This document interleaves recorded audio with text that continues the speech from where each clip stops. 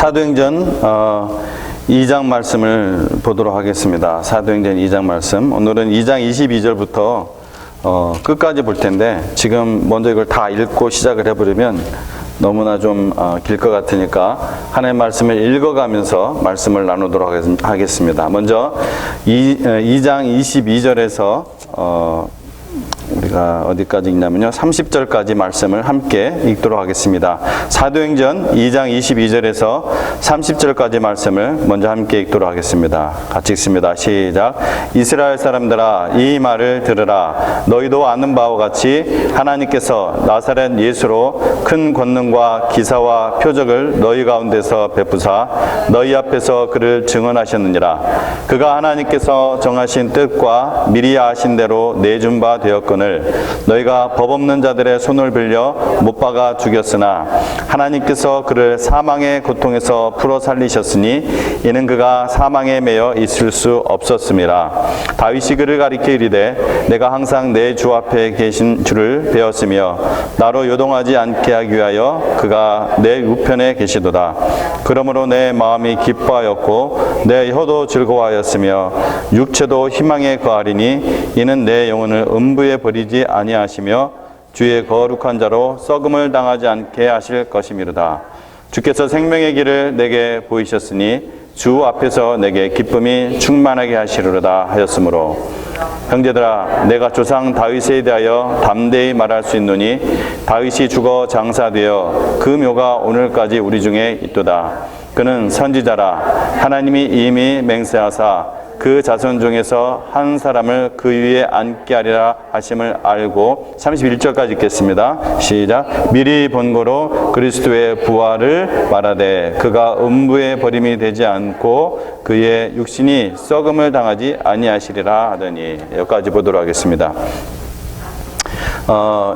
사실 이 베드로의 이제 오순절 설교 내용이잖아요. 근데 사실은 이제 14절부터 이 설교가 이제 시작되지만 그 앞에 있는 그 내용들은 이 지금 성령을 받아서, 오순절에 성령을 받아서 각 나라의 말로 하나님의 복음을 증거하는 것을 보서 낮술에 취했다 조롱하는 그들을 향하여 지금 술 취한 것이 아니라 하나님 요엘서의 말씀처럼 그 성령을 받아서 우리가 하나님의 영을 받아서 지금 예언하고 있는 것이다, 복음을 얘기하고 있는 것이다, 이렇게 지금 얘기하는 것이죠. 22절부터는 쭉 이제 예수 그리스도에 대해서 특별히 다윗이 시편을 통해서 예언했던 그 말씀을 가지고 베드로가 좀 설교를 하고 있습니다. 그러니까 예수님의 그 부활의 역사성, 예수님이 실제로 부활하셨다는 그 역사성을 가지고, 그리고 이것이 그냥 액시던틀리 일어난 것이 아니라 성경에 기록된 하나님의 말씀에 하나님께 주신 우리의 그 토라에 기록된 예언이다 하면서 그 말씀이 바로 이런 의미다 하고, 사실 이렇게 해석할 수 있는 것은 성령의 감동이 아니고서는 베드로가 그렇게 배운 사람이 아니잖아요. 그렇게 학식이 뛰어난 사람이 아니란 말이에요. 아무리 3년 동안 예수님께 직접 교육을 받았다 하지만은 이것을 그렇게 구약의 이 말씀을 이렇게 연결해서 해석을 할 수 있는 것은 성령의 특별한 그 가르치심이 있었다, 우리가 이제 보는 것입니다. 이제 특별히 이제 이 말씀 중에 이제 이런 말씀이 있습니다. 부활에 가는 말씀이죠. 24절에 하나님께서 그를 사망의 고통에서 풀어 살리셨으니 이는 그가 사망에 매여 있을 수 없었습니다. 그러니까 도저히 고통스러워서 예수님이 그 사망에 매여 있을 수 없다, 이런 내용이 물론 아니죠. 예수님이 하나님이시기 때문에 그 사망이 예수님을 묶어놓을 수 없었고, 하나님께서, 아버지 하나님께서 그를 살리셨기 때문에 또한 사망이 감히 예수님을 그 무덤에 가둬놓을 수 없었다, 이제 그런 의미입니다. 24절 말씀에 보면 우리 예수님께서 얘는 예언하신 대로 3일 밤과 3일 낮을 무덤에 있었습니다. 그렇죠? 3일 밤 동안 예수님께서는, 예수님의 그 육체는 물론 그 무덤에 이렇게 있었습니다. 그렇죠? 분명히. 근데 예수님의 영은 어디에 계셨을까요?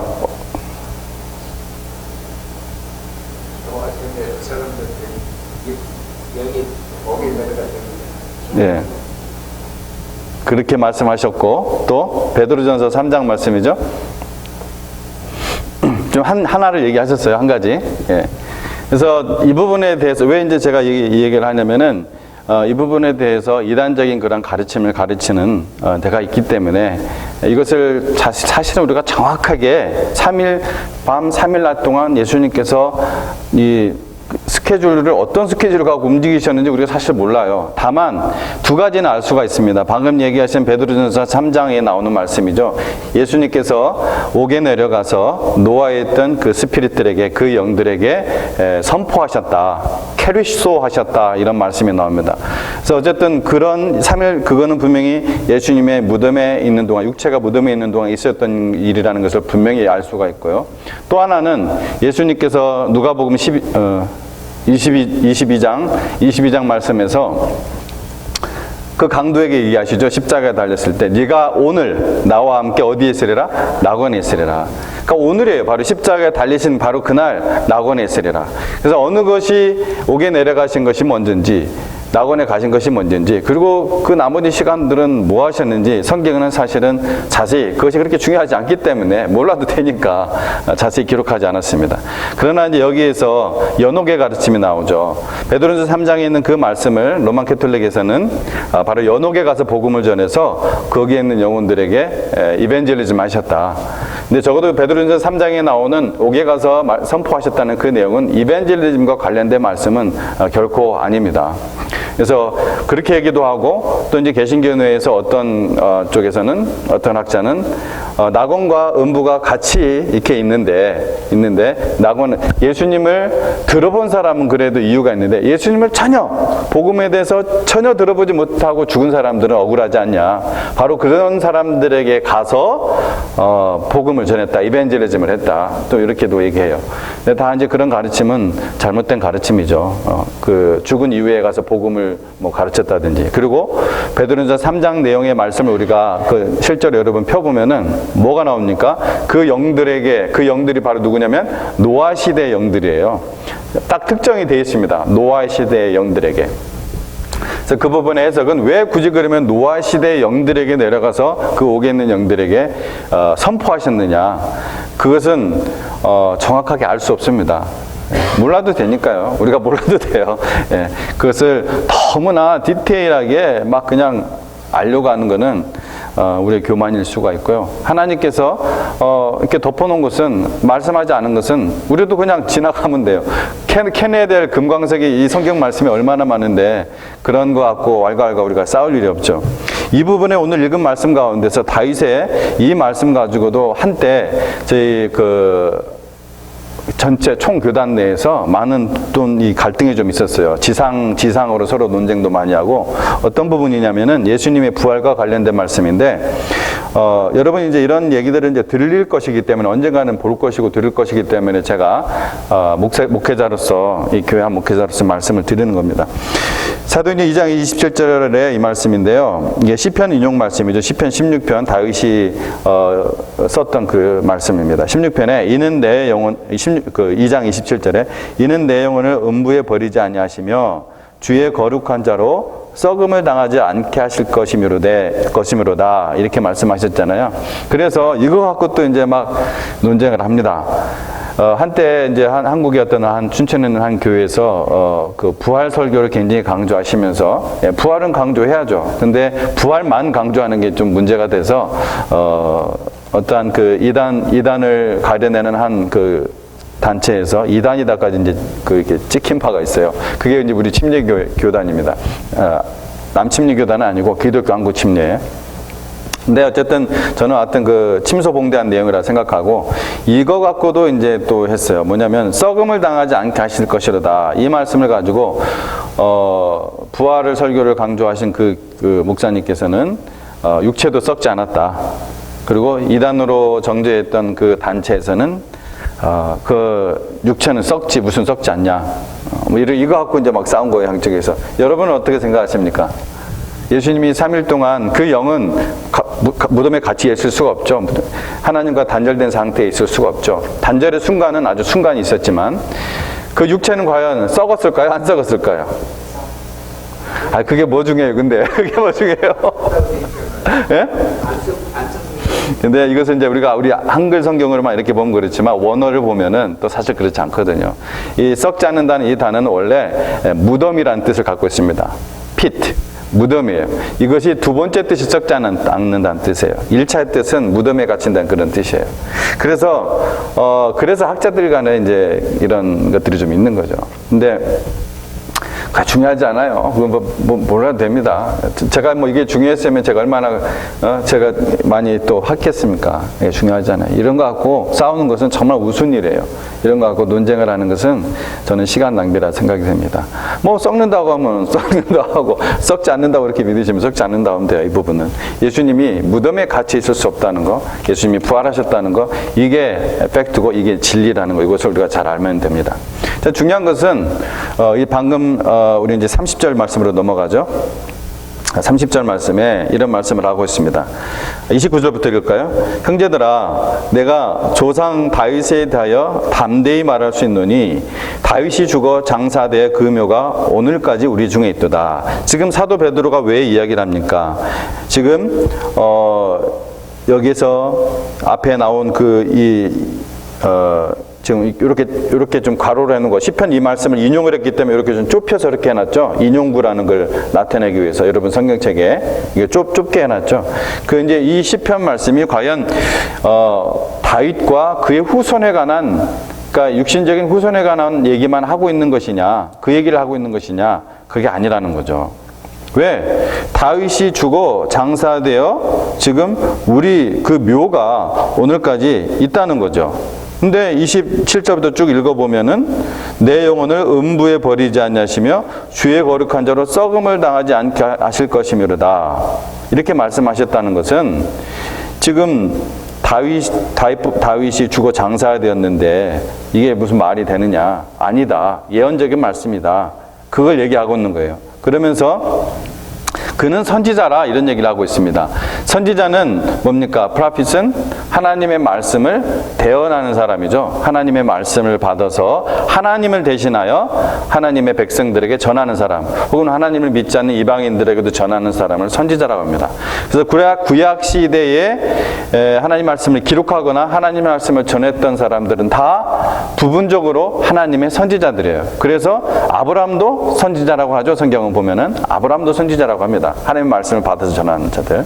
그래서 다윗도 선지자라는 거예요. 즉 하나님 말씀, 예언의 말씀을 받아서 전했다는 것입니다.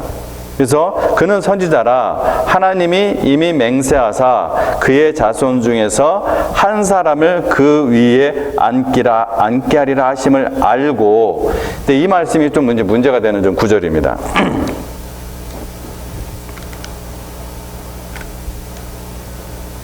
이거 왜 안 넘어가지? 네, 이 말씀을 잠깐 보도록 하겠습니다. 2장 30절 말씀 보이시죠? 우리 지금 성경에 이렇게 되어 있어요. 그는 선지자라 하나님이 이미 맹세하사 그 자손 중에서 한 사람을 그 위에 앉게 하리라 하심을 알고. 즉 다윗이 그 자손 중에서 한 사람을 그 위에 앉게 하리라 하심을 알았다. 이제 이런 말을 이제 기록을 한 거예요. 사도 베드로는 지금 이 맥락 속에서 솔로몬을 얘기하는 것이 아니라 다윗의 왕조를 얘기하려고 하는 것이 아니라 그걸 얘기한 것이 아니라 누구를 얘기하려고 했다는 겁니까? 예수 그리스도를 얘기하려고 했다는 그 맥락 속에서 이 구절이 나온 거예요. 근데 똑같은 위의 한글과 아래의 영어는 똑같은 2장 30절입니다. 똑같은 말씀이에요. 영어로 된 겁니다. 한번 영어가 이렇게 좀 되시는 분들 한번 봐보세요. 네, 보시고 특별히 제가 옐로우 색깔로 칠해 놓은 부분이 저 위에 있는지 한번 봐보세요.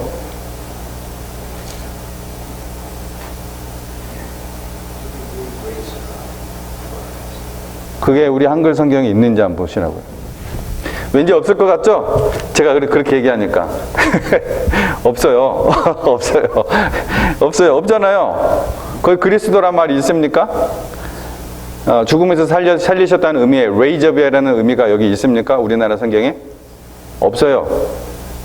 근데 영어 성경에는 있습니다, 지금. 특별히 킹 제임스 버전에 있습니다.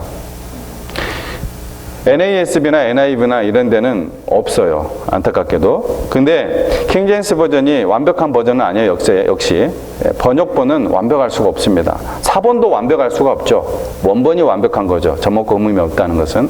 그런데 그래도 그 중에서 우리가 계속해서 가장 공인된 수용되는 사본을 우리가 골라서 봐야 되고, 또 거기에 충실하게 번역한 본을 우리가 찾아서 봐야 돼요. 그럼에도 불구하고 킹제임스 버전도 이렇게 비교해서 보면은 좀 부족한 부분들이 있는데 대부분에 있어서 잘 번역을 해놨습니다. 여기에 이 버전은 He would raise up 이라는 단어가 분명히 나와요. 여기 anastasin이라고 써 있는 거거든요. anastasin 보이시죠? 영어로는 닥터 되시는 분들은 아나스테이셔가 뭐죠? 마취죠, 마취. 예. 예. 이게 그 헬라어예요. 예. 이게 여기에서 아마 관련돼서 나온 것 같습니다. 아나스테이샤는 마취 상태, 아네스테이샤는 이제 마취 뭐 이런 뜻이더라고요. 근데 이제 이게 헬라어로는 아나스테세인이에요. 이거는 뭐냐면은 죽은 것으로부터 일으켰다. 죽은 것으로부터 일으켰다. 이런 뜻을 갖고 있습니다. 그러니까 이게 성경 원어, 신약 성경 헬라어로 기록됐죠. 원어에는 이 단어가 나온다는 거예요. 그 다음에 크라이스트 분명히 나옵니다. 크리스톤하고 목적격으로 분명히 나옵니다. 그런데 모든 사본에 이게 나오는 것이 아니라 어느 사본에 나오냐? TR 사본에 나옵니다. 그러면 TR은 뭐냐면은 수용사본, 다수사본, 공인사본이라고 합니다. 이것을 수용사본, 다수사본, 공인사본. 왜 이제 이렇게 이제 어려운 말을 하냐면은 수요일이니까 우리가 이제 약간 성경 공부를 가미하기 위해서 근거를 좀 여러분 얘기를 말씀드려야 되기 때문에 제가 갖고 있는 이 지금 여기에 이건 여러분이 일반 거래처에서는 살 수 없는 요즘 참 이 책 사기가 힘들어요. 이거는 특별 주문을 해서 제가 받았는데 이게 TR 버전입니다. 텍스터스 리셉터스라는 그 수용 사본으로 된 건데 영어, 헬라어, 히브리어 다 이제 기록이 돼 있고요. 이건 이제 TR 사본은 뭐냐면 우리가 가지고 있는 한글 개역 성경은 이게 좀 짬뽕이에요. 거의 대부분이 웨스트콧 앤 홀트라는 그 로만 캐톨릭 그 신학자에 의해서 번역된 그 사본을 가지고 라틴어와 영어로 번역된 것을 가지고 우리나라 말로 번역된 것이에요, 이게. 왜냐하면 왜 이렇게 될 수밖에 없냐면 우리나라 처음에 번역을 할 때 영어에서 주로 번역을 했잖아요. 근데 말씀드렸다시피 킹제임스 버전보다는 대부분이 이제 그 ERV 영국에서 이제 처음에 나온 거 ERV, RSV, NASB, NAV 막 이런 것들이 훨씬 더 많이 있었기 때문에 그거를 많이 참고한 것 같아요. 킹제임스 버전보다는. 그러다 보니까 어떤 거는 이 TR 쪽으로도 나와 있는 게 있고, 근데 대부분은 WH, 웨스트콧 앤 홀트라는 약자로 WH로 씁니다. 그 사본을 중심으로 해서 번역을 했어요. 그러다 보니까 저런 일이 일어난 거예요. 근데 여러분, 제가 이제 이거는 이제 그 박사 성경이라는 것인데 여기 이제 WH, 웨스트코트와 호르트의 문제점에 대해서 나오고 있는데 몇 가지만 읽어보드릴게요. 그러니까 우리가 가지고 있는 이 사본에 이 성경책의 사본을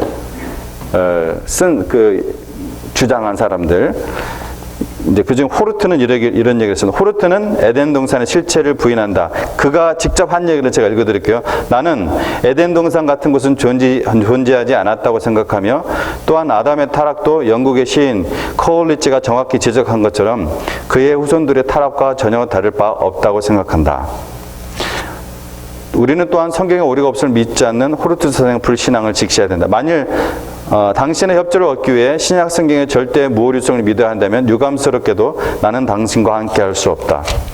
이런 식으로 쓴 사람이고요. 근데 웨스트코트는 뭐라고 했냐면 예를 들어 오늘날에는 어느 누구도 창세기의 첫 3장이 문자 그대로의 역사를 제공한다고 믿지 않을 것이라고 나는 생각한다.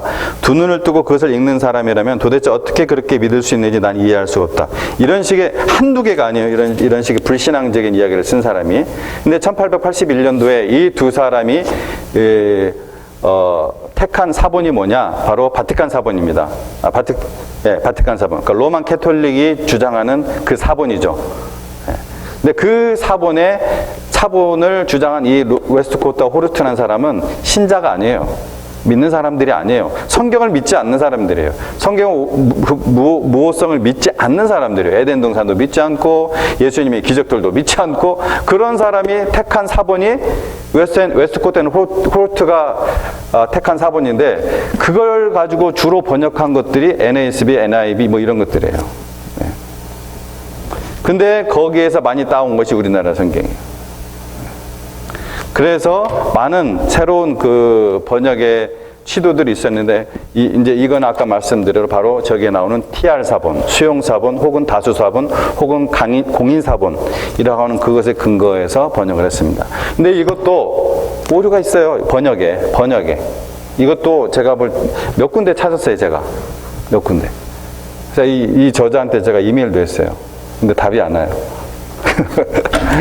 그런 부분이 있어요. 그러니까 그래서 어떤 완벽한 것은 없지만 이거 갖고 우리가 예수님 믿고 신앙생활하고 성령에 충만해지고 하는데 전혀 지장이 없습니다.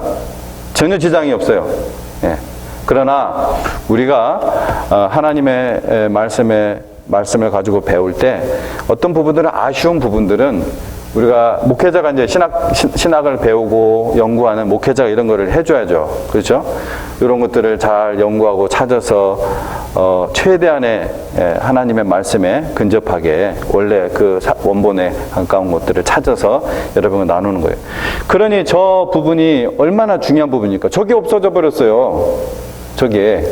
He would raise up Christ. 이 부분은 쏙 빼버려져 있어요. 이게 웨스트코트 앤 호르트가 행한 일이에요.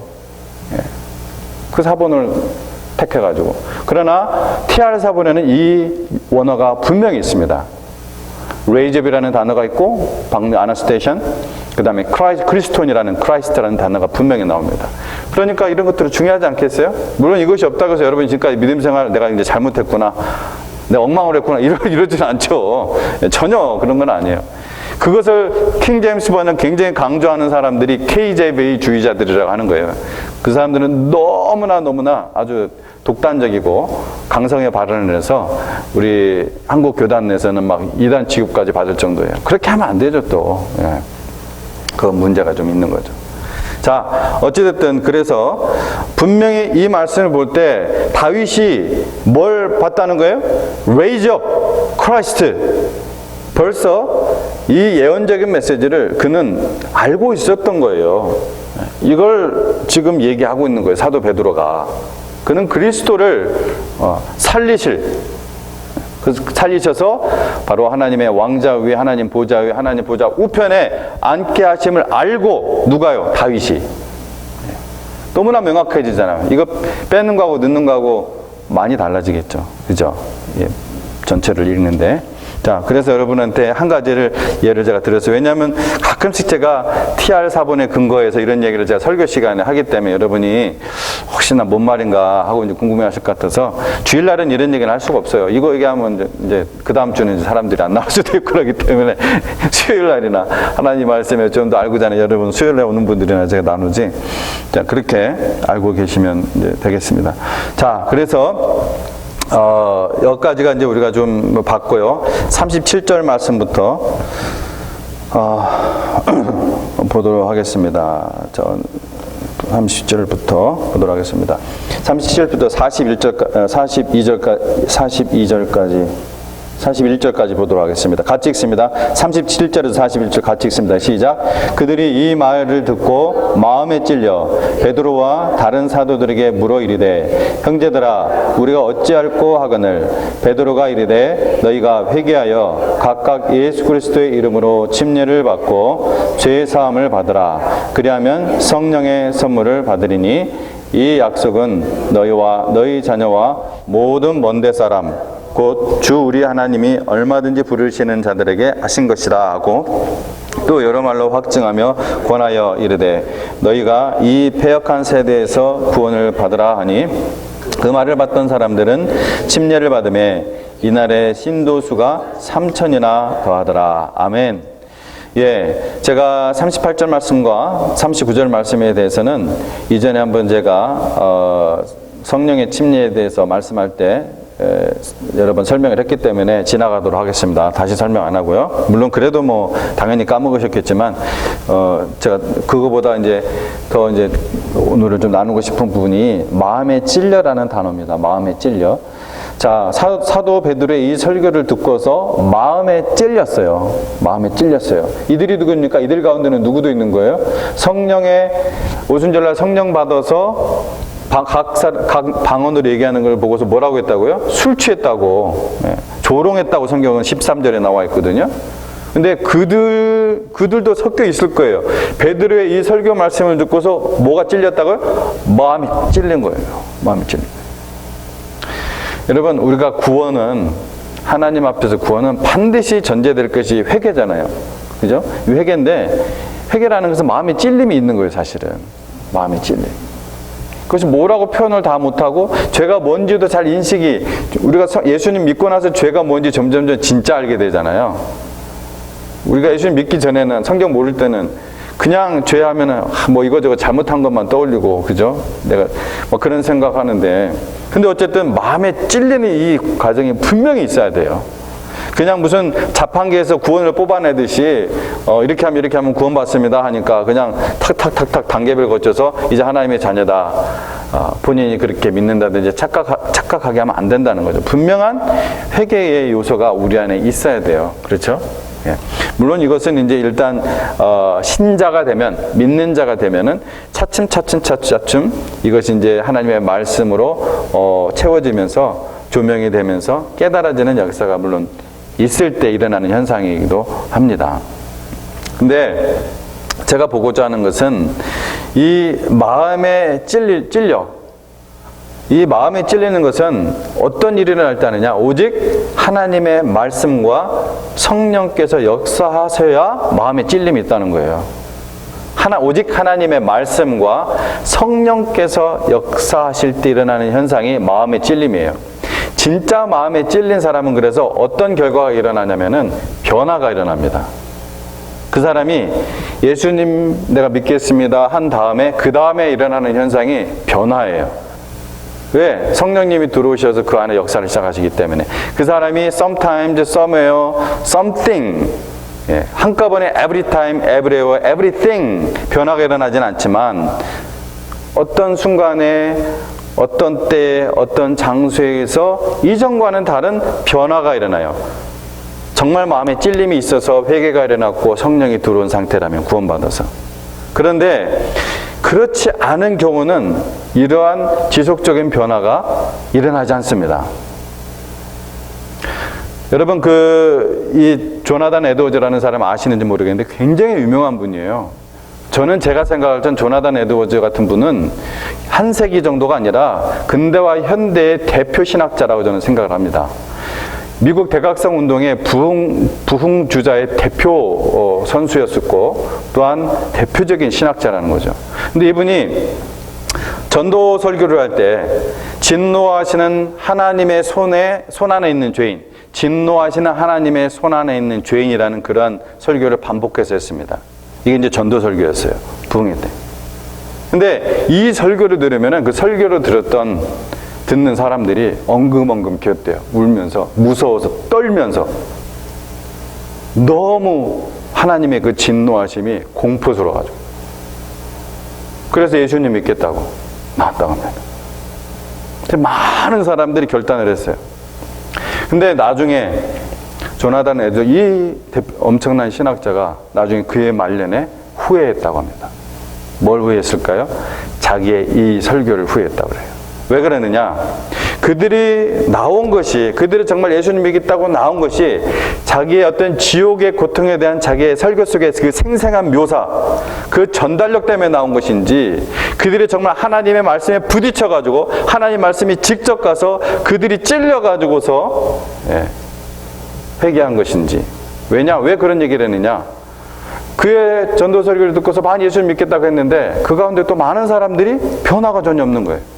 대표적인 그 예수님 믿고서 일어나는 대표적인 현상이 뭡니까? 가장 아무리 믿음이 적어도 예배당에 나오는 거, 하나님께 예배 드리는 거, 구원받으면 가장 대표적으로 일어나는 변화가 예배의 영이에요.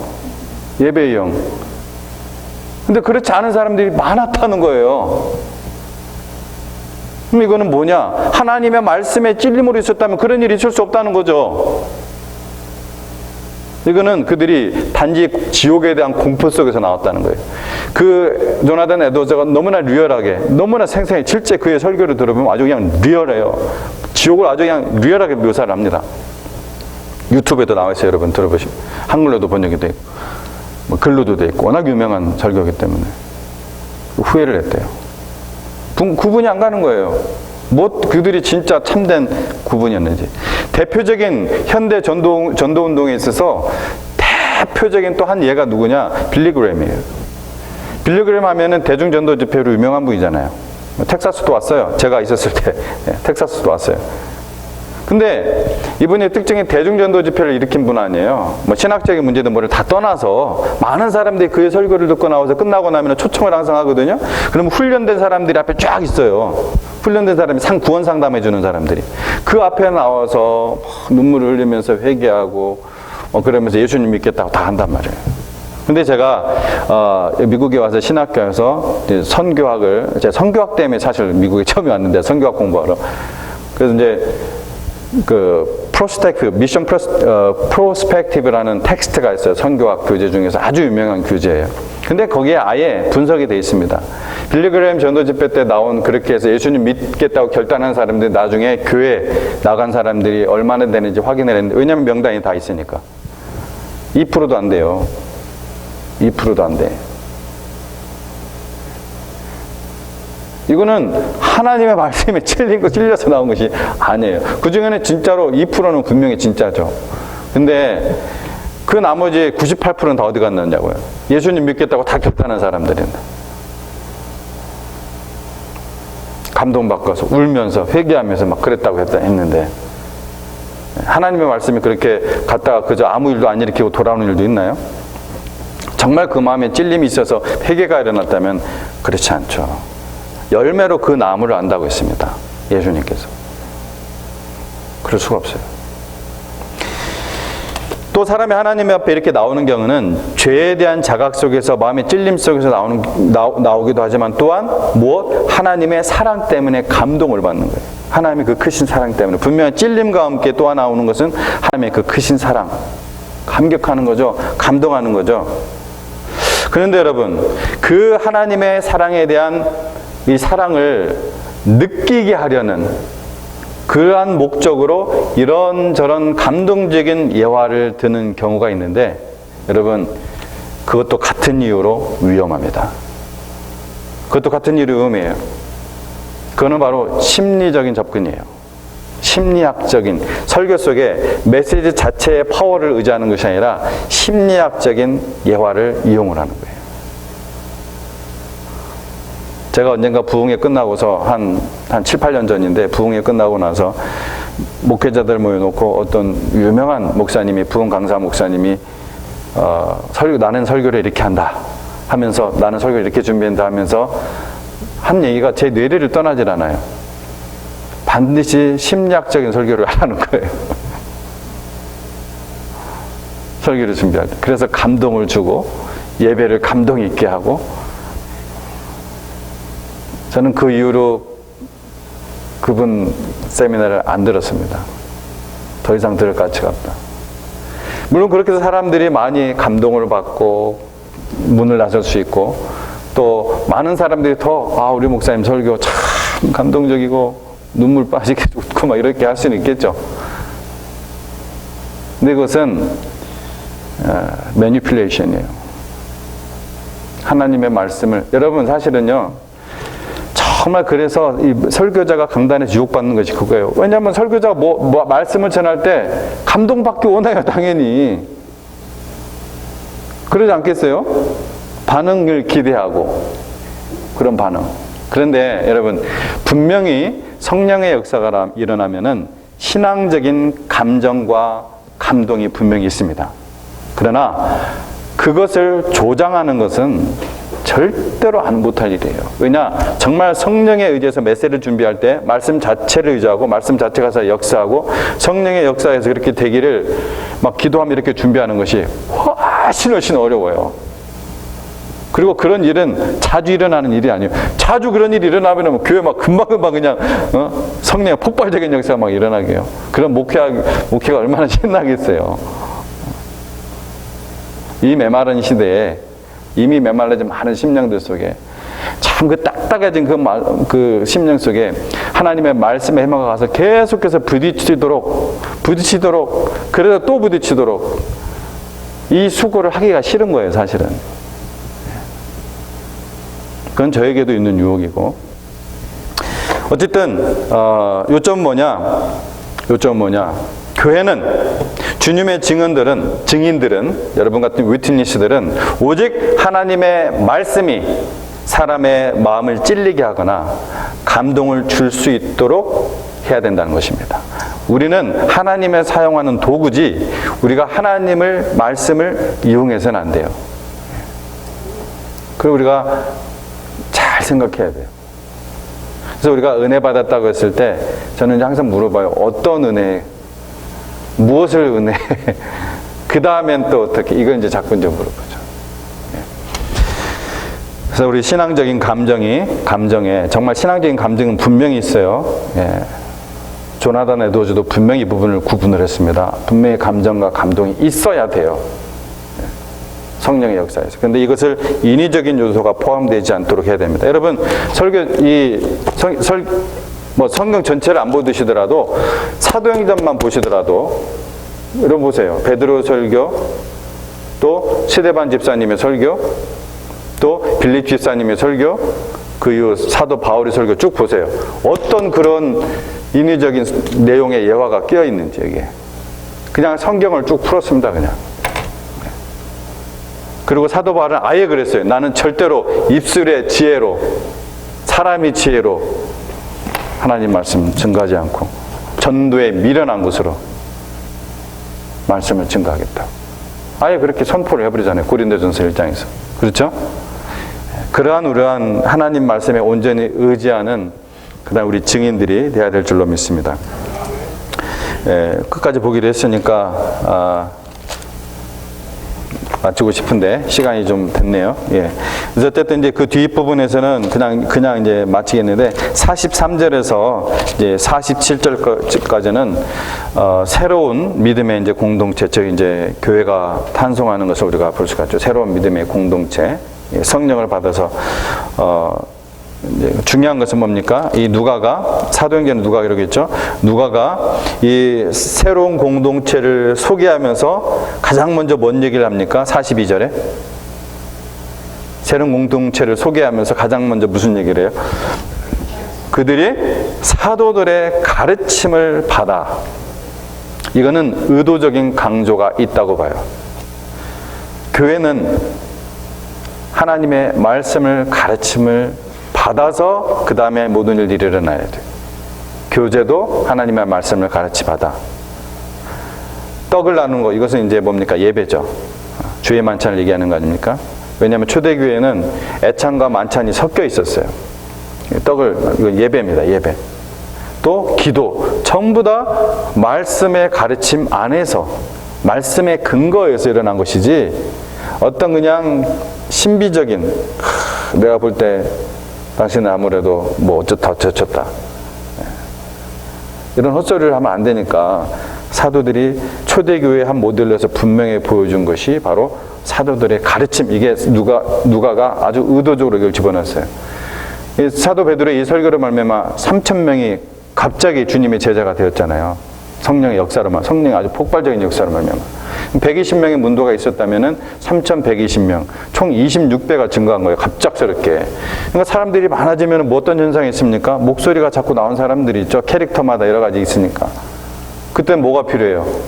감독이 필요하고 권위가 필요하죠. 그래서 예수님께서 이 사도들을 세워서 그 권위를 세워서 가르치게 한 거예요. 하나님의 말씀을. 마태복음 28장 19절 20절 말씀에 어떻게 했습니까?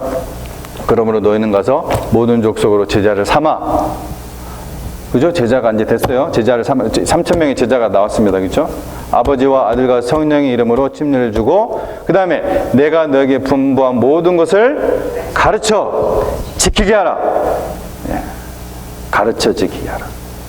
교회에 있어서 굉장히 중요한 단추입니다.